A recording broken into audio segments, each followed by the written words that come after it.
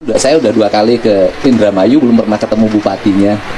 Karena saya lagi Mengejutkan dari Indramayu, di mana bupatinya baru aja ditetapkan sebagai tersangka kasus korupsi. Terus terang saya ini kaget, buat kaget nggak kaget ya. Artinya merugikan buat saya. Kalau uangnya dari rakyat, ya harus balik ke rakyat. Rampas semua asetnya, biar Wah, rupanya lagi-lagi nih, Kang Deddy dibuat kaget atas sebuah kabar yang menimpa orang dekatnya, yaitu orang yang masih terhubung atau terkait dengan Pemprov Jabar. Lebih tepatnya, Wakil Bupati Indramayu, wakilnya Bapak Luki Hakim, di sini terseret atas dugaan korupsi. Mungkin saya salah, tetapi di sini ada kabar yang langsung dirumuskan oleh ChatGPT. ChatGPT itu kan data besar, big data yang merumuskan tentang segala sesuatu yang dapat ditemukan di media sosial dengan kata kunci terkait Indramayu 18 miliar. Kejaksaan Tinggi Kejati Jawa Barat menetapkan Wakil Bupati Indramayu Syaifuddin S. Nah, siapakah Syaifuddin S ini ya? Nanti kita bahas. Bersama 2 mantan sekretaris DPRD IM dan AF, ini inisial ya. Kayaknya inisialnya begitu. Sebagai tersangka. Apa? Kasus dugaan korupsi, tunjangan perumahan dan transportasi pimpinan serta anggota DPRD Indramayu. Kasus yang melibatkan anggaran tahun 2022 sampai 2025 ini dilaporkan menimbulkan kerugian negara mencapai 18 miliar berdasarkan audit BPK. Tapi ini teman-teman kabar dari Instagram. Coba kita cek ke Instagramnya teman-teman ya, ada atau tidak. Nah, ini di akun Jaksapedia ya, di akun Jaksapedia. Coba kita cek terlebih dahulu data yang kita dapat akses di website teman-teman ya. Yang ternyata ditemukan teman-teman ya di CNN, bahkan di Detik juga ada. Nah, saya tampilkan ini ya, ada, mungkin nanti akan saya tampilkan di sini. Wabub Indramayu jadi tersangka apa ini? Mau kok beritanya hilang ini? CPS. Nah, Wabub Indramayu jadi tersangka korupsi tunjangan rumah DPRD. Tuh, ya. Coba kita lihat beberapa tayangan menarik di sini terlebih dahulu, silakan. pimpinnya 1 hari pun demi kepentingan rakyatnya, itu soleh. Kabar mengejutkan dari Indramayu, di mana wakil bupatinya baru aja ditetapkan sebagai tersangka kasus korupsi. Kasus dugaan penyelewengan dana tunjangan dewan ini benar-benar bikin warga setempat kecewa berat karena anggaran yang harusnya buat kepentingan publik justru disalahgunakan. Pertama, mari kita lihat fakta hukumnya. Kejaksaan Tinggi Jawa Barat udah resmi menetapkan Wakil Bupati Indramayu, Syaifuddin, bareng 2 mantan pejabat berinisial IM dan AF sebagai tersangka. Berarti udah resmi nih secara ya? spesifik, kasus ini tuh terkait korupsi dana tunjangan perumahan dan transportasi DPRD Indramayu dari tahun 2022 sampai 2025, yang mana saat itu Syaifuddin masih menjabat sebagai Ketua DPRD. Kedua, kita bicara soal angka. Berdasarkan audit BPK, negara ternyata menanggung kerugian sampai 18 miliar rupiah loh. Tapi, sampai hari ini belum ada penahanan resmi sama sekali. Tersangka IM dan AF sih datang memenuhi panggilan penyidik pada Jumat 12 Juni 2026. Tapi Syaifuddin malah mangkir dengan alasan sakit. Nah, coba deh kita pikirkan. Dengan kerugian negara sebesar itu, apakah alasan sakit cukup buat menunda pertanggungjawaban hukum di saat warga benar-benar menanti keadilan? Ketiga, coba kita lihat dampak nyatanya buat masyarakat di sana. Bayangin aja, uang 18 miliar rupiah itu kan harusnya bisa banget dipakai langsung buat bangun infrastruktur dan perbaiki fasilitas umum buat warga Indramayu, bukan dialihkan secara ilegal. Makanya, nggak heran kalau warga sekarang kecewa banget dan menuntut proses hukum yang objektif serta transparan, pastinya tanpa mengganggu pelayanan publik di daerah mereka. Benar bahwa di hari ini penyidik Ditsus Kejati Jawa Barat telah memanggil 3 orang tersangka dalam kasus dugaan tindak pidana korupsi, tunjangan perumahan dan tunjangan transportasi bagi pimpinan dan anggota DPRD Kabupaten Indramayu tahun anggaran 2022 sampai 2025. Jadi penyidik Ditsus Kejati Jabar memanggil 3 tersangka atas nama S, tersangka atas nama IM, dan tersangka atas nama AF. Jadi udah resmi ya jadi tersangka. Jadi di hari ini telah dilakukan pemeriksaan terhadap 2 tersangka atas nama IM dan AF.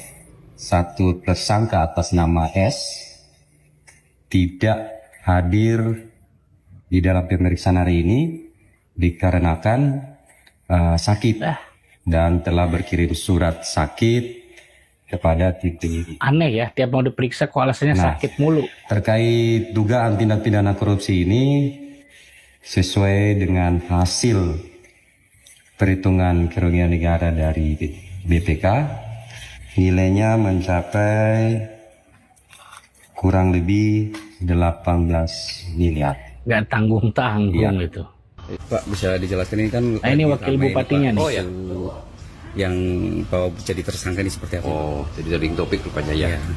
Terus terang saya ini kaget, buat kaget nggak kaget ya. Artinya saya sendiri belum pernah dikonfirmasi oleh pihak Kejaksaan Tinggi, apalagi dalam bentuk surat. Baik telepon pun tidak pernah ada. Adapun setahu saya, seingat saya dan sepemahaman saya, tersangka itu ada nomor suratnya, kemudian tetapkan tanggal berapa, kemudian bla bla bla bla lah. Nah ini kan tidak ada, bahkan muncul berita-berita yang sepertinya merugikan buat saya. Orang korupsi miliaran, di penjara beberapa tahun, habis itu keluar masih kaya. Rumah ada, mobil ada, rekening aman. Menurut saya itu tidak masuk akal. Kalau uangnya dari rakyat, ya harus balik rakyat. Rampas semua asetnya, biar kapok. Setuju. Tiap ada pemeriksaan koruptor atau terduga korupsi oleh KPK atau kejaksaan gitu ya, pasti ada satu hal yang sering kalian dengar teman-teman, alasannya. Apa itu? Alasan sakit. Nah ini saya sering banget dengar ya dari dulu ya. Ada 365 hari dalam 1 tahun, tapi saya nggak tahu kenapa para terduga koruptor ini atau orang yang mau diperiksa dalam kasus korupsi ini selalu sakit ketika mau diperiksa gitu. Saya nggak seuzon mereka berbohong ya, tapi 365 hari gitu. Kenapa bisa pas sakitnya itu pas lagi mau diperiksa? Aneh. Jadi saya rasa pemerintah juga harus lebih tegas ya, terutama penegak hukum gitu. Jangan sakit itu ya dianggap sakit. Cek dulu benar nggak sakit. Jangan-jangan bisa dimainin gitu. Kita nggak tahu ya. Karena kita semua tahu para orang yang bergelut di dunia korupsi ini jago-jago teman-teman bikin-bikin yang gitu. Ya Allah, Indramayu ini sebenarnya kenapa lagi guys? Rakyat lagi pusing mikirin kebutuhan hidup, jalan rusak belum beres, lapangan kerja juga enggak mudah. Sekarang muncul kabar wakil bupati Indramayu terseret kasus dugaan korupsi sampai sekitar 18 miliar guys. 18 miliar. Kalau dengar angka segitu rakyat kecil cuma bisa geleng-geleng. Bukan jutaan, bukan ratusan juta, tapi dugaan kerugian negara disebut mencapai sekitar 18 miliar. Dan yang bikin makin kaget, kasus ini bukan soal proyek kecil-kecilan ternyata, tapi terkait tunjangan perumahan dan transportasi DPRD Indramayu tahun anggaran 2022 sampai 2025. Dan Kejaksaan Tinggi Jawa Barat menetapkan Wakil Bupati Indramayu Syaifuddin sebagai tersangka dalam kasus dugaan korupsi tunjangan perumahan dan transportasi pimpinan serta anggota DPRD Indramayu. Wakil Bupati Indramayu ditetapkan sebagai tersangka dan kita ingin melihat bagaimana konsistensi orang-orang yang berada di sekitar Wakil Bupati Indramayu Haji Syaifuddin ini. Apakah tetap memberikan support atau mundur pelan-pelan ya, sedikit memberi jarak karena ya siapa orangnya ingin terseret-seret pada persoalan korupsi. Pasti cari aman semuanya ya. Konflik kepentingan lainnya. Tapi kita juga melihat bagaimana menilai bahwa akan ada orang-orang di lingkungan Wakil Bupati Indramayu yang tadinya dekat ya, akan memberikan jarak sehingga tidak lagi memperlihatkan dukungan moralnya secara langsung. Nah, bukan berarti kita mendukung tindakan yang saat ini bergulir di Kejaksaan bahwa ada kasus korupsi di tubuh DPRD Kabupaten Indramayu.